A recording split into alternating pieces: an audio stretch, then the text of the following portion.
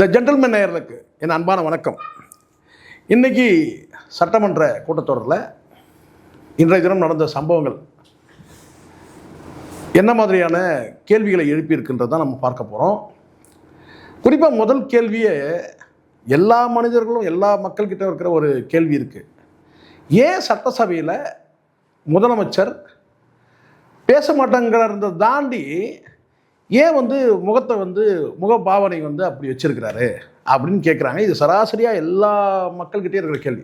அவர் பேசுகிறாரு, பேசலை, இன்றைக்கி பேசுகிறாரு, நாளைக்கு பேசுகிறாரு, இதெல்லாம் ஒரு பக்கம் இருக்கட்டும். ஆனால் எப்படியும் இன்றைய தினம் அவர் பேச தான் போகிறாரு. நான் சொல்கிறது நேற்றைய தினம் நடந்த அந்த விஷயங்களை தான் நான் பேசுகிறேன். நேற்றைய தினம் மிகப்பெரிய காரசார விவாதங்கள்லாம் நடந்தது. இன்றைக்கி முதலமைச்சர் முழுமையாக அவருடைய அவர் தரப்பு நியாயங்களை சொல்ல போகிறாரு சட்டசபையில். இப்போ எல்லார்கிட்டையும் ஒரே கேள்வி தான் இருக்குது. முதலமைச்சர் ஏன் முகபாவனையாக அப்படி வச்சிருக்கிறாரு அப்படின்னு சொல்லி மக்கள்கிட்ட அந்த கேள்வி இருக்குது. அதை கடந்து இன்றைய தினம் பிரதிவாதங்களை பார்த்திங்கன்னா இப்போது நான் சொல்கிறேன், இந்த இடத்துல ஒரு குறிப்பிட்ட ஒரு விஷயத்தை நான் சொல்கிறேன். திரு உதயநிதி அவர்கள் தான் இன்றைக்கும் ஸ்கோர் பண்ணியிருக்கிறாரு நான் நினைக்கிறேன். எனக்கு எந்த மனமாச்சரியமும் கிடையாது, எந்த உள்நோக்கமும் கிடையாது சொல்கிறதுனால. ஏன்னா அவருடைய பேச்சிலேருந்து நிறைய டேட்டாஸை கலெக்ட் பண்ணிட்டு வந்திருக்கிறாரு. அது மட்டுமே இல்லாமல் அவர் பேசக்கூடிய அந்த நிதானமாக அவர் சொல்லக்கூடிய அந்த கருத்துக்களாக இருக்கட்டும், அது கேள்விகளாக இருக்கட்டும், இது எல்லாமே அவர்கிட்ட ஒரு விஷயம் இருக்குது. திரு உதயநிதிக்கிட்ட நான் பார்க்குறேன். அது இவங்ககிட்ட இல்லை. அது என்னன்னு கேட்டிங்கன்னா, எங்கள் ஆட்சி தோற்கடிச்சிட்டிங்க, எங்கள் ஆட்சியை வீழ்த்திட்டீங்க, அது மட்டும் இல்லாமல் எங்ககிட்ட இருக்கிற கூட்டணி கட்சியிலே கொண்டு வந்துட்டு நீங்கள் மெஜாரிட்டி நிரூபித்து நாங்கள் இருக்க வேண்டிய இடத்துல நீங்கள் ஆட்சியில் இருக்கிறீங்க. அப்போ இது எப்படி நாங்கள் பொறுத்துக்க முடியும்? அப்போ நாங்கள் பார்த்தோன்னா அதுக்கான அந்த வேலைகளை நாங்கள் செய்கிறோம், நாங்கள் கேள்விகளை கேட்போம். அந்த வருத்தம், அந்த வேதனை, அந்த கோபம், இது எல்லாமே பார்த்தீங்கன்னா ரொம்ப நிதானமாக வெளிப்படுற மாதிரி இருக்குது திரு உதயநிதி அவரோட பேச்சில். இது ஏதோ நான் பூஸ்ட் பண்ணணும், முட்டு விடுற அந்த நோக்கம்லாம் எனக்கு எப்போவுமே கிடையாதுங்க. இருக்கிற விஷயம் சொன்னோம். உதயநிதி பேச்சில் ஒரு பார்த்தீங்கன்னா பெரிய அப்படியே ஃபயர் இருக்குது அப்படிலாம் நான் பார்க்கல. ஆனால் நிதானமாக எடுத்து வைக்கிறார் பார்த்தீங்களா ஒரு கேள்வியும். அது இதுக்கு முன்னாடி நான் முன்னாள் முதலமைச்சர் மு க ஸ்டாலின்ட்டையும் பார்க்கல, கலைஞர்கிட்டையும் பார்க்கல. இவர் எடுத்து வைக்கிற கேள்வியெல்லாம் பார்த்தோன்னா ரொம்ப இலகுவான கேள்வி மாதிரி தெரியுது. ஆனால் இன்டெப்த்தாக பல கேள்விகள் எடுத்து வைக்கிறார். சில டேட்டாக்களை சொல்கிறார். முழுக்க இது சட்டம் ஒழுங்கு சார்ந்த விஷயங்களை தான் பெரிதளவு எடுத்து பேசுகிறாங்க. அப்போ அந்த இடத்துல முதலமைச்சர் பேசணும், முதலமைச்சர் பேசலை. அதனால் இன்றைக்கி பேசுகிறாருன்றாங்க. இன்றைக்கி அவர் பதில் பார்த்தீங்கன்னா அறிக்கையில் கொண்டு படிக்க தான் போகிறார். ஆனாலும் கூட திரு உதயநிதி அவர்கள் பேசும்போது அதுக்கு உடனுக்குடன் பதிலளிக்கிற அந்த அந்த ஒரு இயல்பு இந்த முதலமைச்சர் விஜய் அவர்கிட்ட இருந்ததுன்னா நமக்கு இன்னும் கூட பார்த்தீங்கன்னா இந்த சட்டமன்ற நிகழ்வு பார்த்தீங்கன்னா இன்னும் கூட ஒரு பரபரப்பை ஏற்படுத்துகிற மாதிரி இருக்கும் தான். ஆனால் அதுவும் தான் சரியும் கூட. ஆனாலும் பார்த்தீங்கன்னா அவர் பார்த்து இப்போ பார்த்தீங்கன்னா ஒரு அவகாசம் கொடுத்து இதுக்கெல்லாம் நீங்கள் நாளைக்கு பதில் சொல்லி ஆகணுன்ற மாதிரி ஒரு அந்த வார்த்தைகள் இருக்குது பார்த்தீங்களா. அது பார்த்தீங்கன்னா இந்த ஆட்சியின் இயலாமையை காட்டுற மாதிரி இருக்குது. உள்ளபடியே ஒரு விஷயம் நான் சொல்லிடுறேங்க. இது யாரும் சொல்லாத விஷயம் நான் சொல்கிறேன். இந்த முதலமைச்சருக்கு என்ன பிரச்சனை, அவர் முகபாவனை ஏன் அப்படி வச்சிருக்கிறாருன்றதுக்கு எனக்கு அது விடை சொல்ல தெரியாது. ஆனால் இந்த முதலமைச்சருக்கு என்ன பிரச்சனை இருக்குதுன்ற மட்டும் நான் சொல்லுவேன். இந்த முதலமைச்சருக்கு இதுவரையும் இல்லாத முதலமைச்சருக்கு உள்ள இதுவரைக்கும் இல்லாத பிரச்சனைகள்லாம் இந்த முதலமைச்சருக்கு இருக்குது. இதுக்கு முன்னாடி உள்ள முதலமைச்சர் பல முதலமைச்சர் இருந்தாங்க. அது நீங்கள் காமராஜர் எடுத்துங்க, அண்ணா எடுத்துங்க, கலைஞர் எடுத்துங்க, எம்ஜிஆர் எடுத்துங்க, ஜெயலலிதா எடுத்துங்க. அந்த முதலமைச்சருக்கெல்லாம் இல்லாத ஒரு பிரச்சனை இவருக்கு என்ன இருக்குதுன்னு கேட்டிங்கன்னா, அவங்களுக்குலாம் 1 to 1, இது யாரும் இது வரைக்கும் சொன்னதில்லை. 1 to 1 ஒரே ஒரு எதிர்க்கட்சி தலைவர் தான் இருப்பாங்க. இங்கே 2 எதிர்க்கட்சி தலைவர் இருக்கிறாங்க. அதை கலந்து மைனாரிட்டி கவர்மெண்ட்டு. அந்த மைனாரிட்டி கவர்மெண்ட்டுக்கு பார்த்தீங்கன்னா யாரெல்லாம் பார்த்தீங்கன்னா மெஜாரிட்டி ப்ரூவ் பண்ணுறதுக்கு சப்போர்ட் பண்ணாங்களோ அவங்கெல்லாம் கிட்டத்தட்ட ஒரு அச்சுறுத்துகிற இடத்துல தான் இருக்கிறாங்க. மறைமுகமாக வெளிப்படையாக கூட நாங்கள் விலகிட்டோம்னா இங்கே ஆட்சி கவிழ்ந்துடும். அதை 2 சீட்டு வச்சிருக்கிற திருமாவளவனே சொல்லும்போது மற்ற 5 சீட்டு வச்சிருக்கிற காங்கிரஸ் ஏன் சொல்லாது? அல்லது எல்லாமே கிட்டத்தட்ட ஒரு பலவீனம் தானே இந்த ஆட்சிக்கு. அப்போ இந்த இடத்துல முதலமைச்சர் பலவீனப்படுகிறார். இதை கடந்து மத்தியில் பார்த்தீங்கன்னா இப்போ காங்கிரஸ் இங்கே சப்போர்ட் பண்ணுறதால காங்கிரஸுக்கு ஒரு மந்திரி சபையில் இடம் கொடுத்ததுனால சென்ட்ரல் இருக்க பிஜேபி பார்த்தீங்கன்னா முழு அளவுக்கு ஒரு ஒத்துழைப்பு இருக்குன்னா நிச்சயமாக கிடையாது. வெளிப்பார்வைக்கு தெரியும் அமித்ஷா ஏன் சந்திக்கல, அதிலே தெரிஞ்சு போச்சு. சென்ட்ரல் வந்து பெரிய சப்போர்ட்லாம் கிடையாது. சப்போர்ட் இருக்கிற மாதிரி காட்டிக்கலாம்.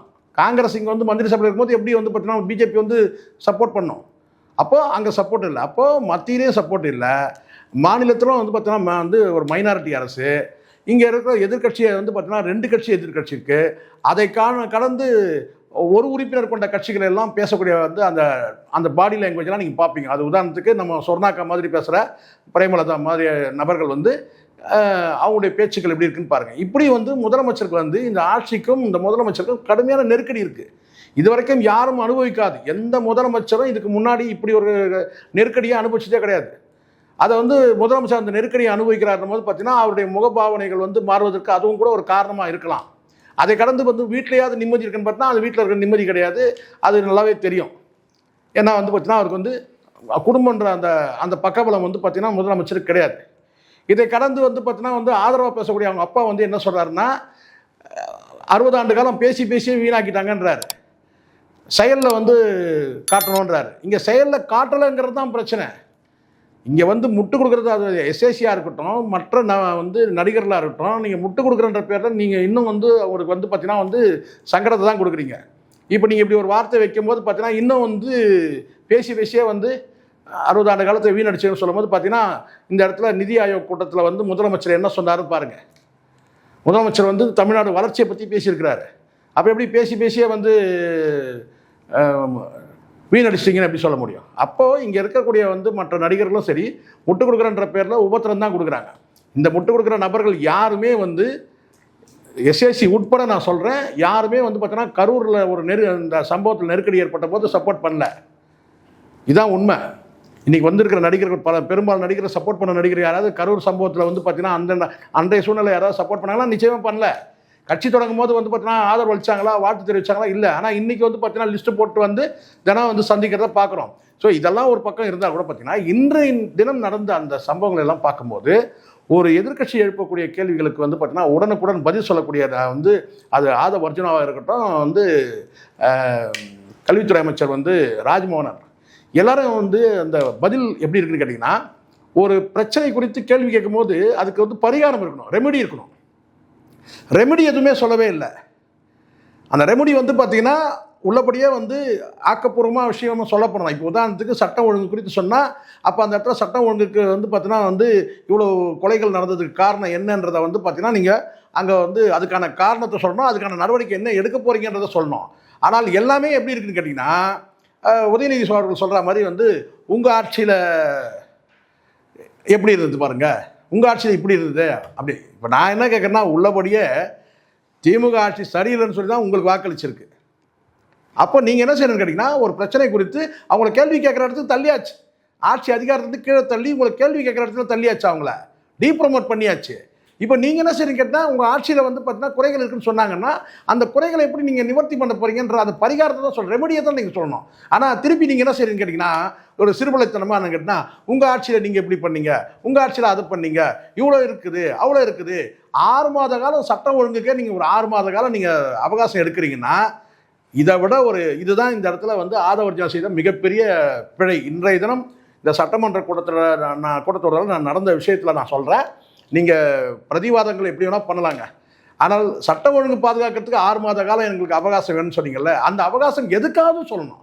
இப்போ உள்ளபடியே வந்து பார்த்தீங்கன்னா இன்றைக்கி முதலமைச்சருக்கு என்ன பிரச்சனை நான் சொல்லிட்டேன். என்ன பிரச்சனைனா மத்தியில் சப்போர்ட் கிடையாது, மாநிலத்தில் வந்து பார்த்தீங்கன்னா வந்து மைனாரிட்டி அரசு, அதை தாண்டி 2 எதிர்கட்சிகளை போராட முடியுது. கடந்த காலத்தில் எல்லாம் 1 to 1 தான் போராடினாங்க. இந்த முதலமைச்சர் மட்டும் 2 எதிர்கட்சி தலைவர் இருக்கிறாங்க. அதை தாண்டி வந்து கூட்டணியில் இருக்கிற ஆதரவு தரக்கூடிய நபர்களும் வந்து பார்த்தீங்கன்னா அப்பப்போ நான் டிட்டாச்சு ஆகிடுவேன்னு சொல்லி மிரட்டக்கூடிய இடத்துல தான் இன்றைக்கி வந்து இருக்குது. அப்போது விஜய் அவர்களுக்கு முதலமைச்சர் அவர்களுக்கு கடுமையான ஒரு வந்து பார்த்தீங்கன்னா ஒரு நெருக்கடி. இதுக்கு முன்னாடி எந்த முதலமைச்சரும் அனுபவிக்காத ஒரு கஷ்டத்தை வந்து இந்த முதலமைச்சர் அனுபவிக்கிறார்ன்றதுல எந்த மாற்று கருத்தும் கிடையாது. இதை யாரும் சொல்ல தயங்குறாங்க, நான் தான் சொல்கிறேன். இதுதான் உண்மை. முதலமைச்சருடைய முகம் வந்து பாவனை மாறுவதற்கு காரணம் இதுதான். அவ்வளோ நெருக்கடி இருக்குது. அதை வெளியில் காட்டிக்காமல் அவர் வந்து அடுத்தடுத்த நகர்வை வந்து கூர்ந்து கவனிக்கிறார். ஆனால் அதே சமயத்தில் இங்கே கேலி கிண்டல் பண்ணுறவங்களுக்கு நான் ஒரே ஒரு விஷயம் தான் நான் சொல்கிறேன். முதல்ல உங்கள் முகத்தை கண்ணாடியில் பார்த்துட்டு வாங்க. யாரெல்லாம் வந்து விஜயோட முகபாவனையை வந்து குறித்து நீங்கள் கேள்வி கேட்குறதுன்னு கேட்டால் அது வேறு. ஆனால் இங்கே கிண்டல் அடிக்கிறீங்க இல்லையா முகபாவனையை காட்டி, கடந்த நேற்றைய தினம் வந்து அதிமுக உறுப்பினர் ஒருத்தர் வந்து முகபாவனை வந்து பார்த்தீங்கன்னா காட்டி கிண்டல் அடிச்சிருக்காரு. அதுக்கு குறைஞ்சபட்சம் இந்த எடப்பாடி பழனிசாமி அவர்கள் வந்து பார்த்தீங்கன்னா குறைஞ்சபட்சம் வருத்தம் கூட தெரிவிக்கவே இல்லை. இது நல்லா தெரியுது. இன்றைக்கி சட்டசபையில் சில விதிகள் கூட கொண்டு வந்திருக்கிறாரு. உள்ளபடியே அந்த சட்டமன்ற உறுப்பினர் அதிமுக சேர்ந்த சட்டமன்ற உறுப்பினர் குறித்து இந்த மாதிரி அவருடைய முகபாவனை காட்டி கேலி கிண்டல் பண்ணதுக்கு இதுவரையிலும் எடப்பாடி பழனிசாமி குறைஞ்சபட்சம் ஒரு வருத்தம் கூட தெரிவிக்கவே இல்லை. அப்போது இது மாதிரி வந்து கேட்டால் முதல்ல உங்கள் கண்ணாடி முகத்தில் நான் அதுக்கப்புறம் தான் அந்த சட்டமன்ற உறுப்பினரோட முகத்தை பார்த்தேன். அவர் முகம் வந்து பார்த்தீங்கன்னா இயல்பாகவே அப்படி தான் இருக்குது. அவர் எப்படி கேலி கிண்டல் பண்ணாரோ அதில் ஒரு 50% தான் அவருடைய முகமே இருக்குது. அதனால் அவர் எளிதாக இருக்குது அவர் கேலி கிண்டல் பண்ணுறது, அந்த முகபாவனை காட்டுறது. அதனால் முதல்ல உங்கள் கண்ணாடியில் முகத்தை பார்த்துட்டு வாங்க. யாரெல்லாம் முதலமைச்சர் வந்து கேலி கிண்டல் பண்ணுறீங்களோ முகபாவனையை நீங்கள் முதல்ல வந்து உங்கள் கண்ணாடியில் முகத்தை பாருங்கள், பார்த்துட்டு வாங்க. சரி, இப்போ வந்து பார்த்தீங்கன்னா உதயநிதி அவர்கள் கேட்ட கேள்விக்கு முதலமைச்சர் இன்றைய தினம் பதிலளிக்கும். என்ன பதிலளிப்பார்னு மிகப்பெரிய ஒரு கேள்வியாக இருக்குது. நான் மீண்டும் கூட நான் சொல்கிறேன், இந்த முதலமைச்சருக்கு பல நெருக்கடிகள் இருந்தாலும் கூட பார்த்தீங்கன்னா எந்த கேள்வி கேட்டாலும் அது ஆதவர்ஜுனாவோ அல்லது வந்து பள்ளிக்கல்வித்துறை அமைச்சர் பதில் சொன்னாங்கன்னா அந்த பதில் வந்து ஒரு ரெமெடி தெரிவிக்கணும், அதாவது ஒரு பரிகாரம் சொல்கிற மாதிரி இருக்கணும். ஆனால் அதை விட்டுட்டு என்ன செய்கிறீங்கன்னா உங்கள் ஆட்சியில் எப்படி இருந்தது பதில் பண்ணும்போது பார்த்தீங்கன்னா இது ஒட்டுமொத்தமாக மக்கள்கிட்ட பார்க்கும்போது இந்த ஆட்சி வந்து பார்த்தீங்கன்னா வந்து இவங்க வந்து பார்த்தீங்கன்னா இயலாமை, இவங்களுக்கு வந்து பார்த்தீங்கன்னா இனி இவங்க வந்து ஏன்னா மக்கள்கிட்ட இருக்கிற கேள்வியை தான் எதிர்கட்சிகள் எழுப்புறாங்க. இப்போ ஏன் இன்றைக்கி வந்து பார்த்தீங்கன்னா உதயநிதிக்கு வந்து ஸ்கோர் பண்ணிட்டாரு, உதயநிதி வந்து நல்லா பேசினாருலாம் ஏன் சொல்கிறாங்க? பொதுமக்கள்கிட்ட ஒரு பேச்சு இருக்குது இன்றைக்கி. திரு உதயநிதி அவர் வந்து பார்த்தீங்கன்னா போட்டு வந்து நீங்கள் என்ன தான் ஊடகங்களை வச்சு பதிலடி கொடுத்த ராஜ்மோகன், புரட்டி போட்ட ஆதவர்ஜுனா, திருப்பி அடித்த ஆதவர்ஜுனா, திருப்பி பதில் கொடுத்த இப்படிலாம் செயற்கையாக நீங்கள் சொன்னால் கூட பார்த்தீங்கன்னா இன்றைக்கி இயல்பாக பார்த்தீங்கன்னா இன்றைக்கி வந்து அவருடைய பேச்சு வந்து திரு உதயநிதி அவர் பேச்சு வந்து பார்த்தீங்கன்னா இன்றைக்கி அவர் தான் ஸ்கோர் பண்ணியிருக்காரு. ஏன்னா பல கேள்விகளுக்கு வந்து பார்த்தீங்கன்னா அங்கே உடனுக்குடன் பதில் இல்லாதனால இந்த கேள்விக்கெல்லாம் நீங்கள் பதில் சொல்லணும் அப்படின்ற வந்து கேள்வி தான். இது வந்து பார்த்தீங்கன்னா இன்றைக்கி வந்து முதலமைச்சர் வந்து பார்த்தீங்கன்னா அறிக்கையின் வாயிலாக என்ன பதில் கொடுக்க போகிறான்றதை பார்த்து பேசலாம். ஆனால் உள்ளபடி நான் சொல்கிறேன், இது தாவேகா தரப்புக்கே இந்த தகவல் சொல்கிறேன். பிரச்சனைகள் என்னன்றது வந்து பார்த்தீங்கன்னா மக்களுக்கு தெரியுங்க. என்ன பிரச்சனை, மின்வெட்டியில் என்ன பிரச்சனை, அதே மாதிரி வந்து சட்டம் ஒழுங்கில் என்ன பிரச்சனை, உள்ளபடியே வந்து பார்த்தீங்கன்னா ஒரு 2 லைனில் சொல்லலாம். காவல்துறை உள்கட்டமைப்பை நாங்கள் வந்து வலுப்படுத்த போகிறோம். இன்றைக்கி இருக்கிற வந்து காவலர்களுடைய பணியாளர் எண்ணிக்கை குறைவாக இருக்குது. இவ்வளோ பதவியை நாங்கள் சரண்டர் பண்ணியிருக்கிறோம். இவ்வளோ பதவிகள் நாங்கள் பணியமர்த்த போகிறோம். உள்கட்டமைப்பு சிசிடிவி கேமராக்கள் மூலமாக வந்து பார்த்திங்கன்னா நாங்கள் நிறைய வந்து பார்த்திங்கன்னா இனி வருங்காலத்தை செய்ய போகிறோம். அடுத்தடுத்த நாட்களில் வந்து குற்ற எண்ணிக்கை குறைய போகுதுன்ற ஒரு வார்த்தையை கூட உங்களால் சொல்ல முடியல. நீங்கள் என்ன செய்கிறீங்கன்னா உங்கள் ஆட்சியில் எப்படி இருந்துச்சு சரி பதில் சொல்கிறது வந்து பயனற்றது. மீண்டும் இன்றைய தினம் முதலமைச்சர் என்ன பேச போகிறார் பார்த்துட்டு மீண்டும் அடுத்த காலையில் சந்திப்போம். நன்றி, வணக்கம்.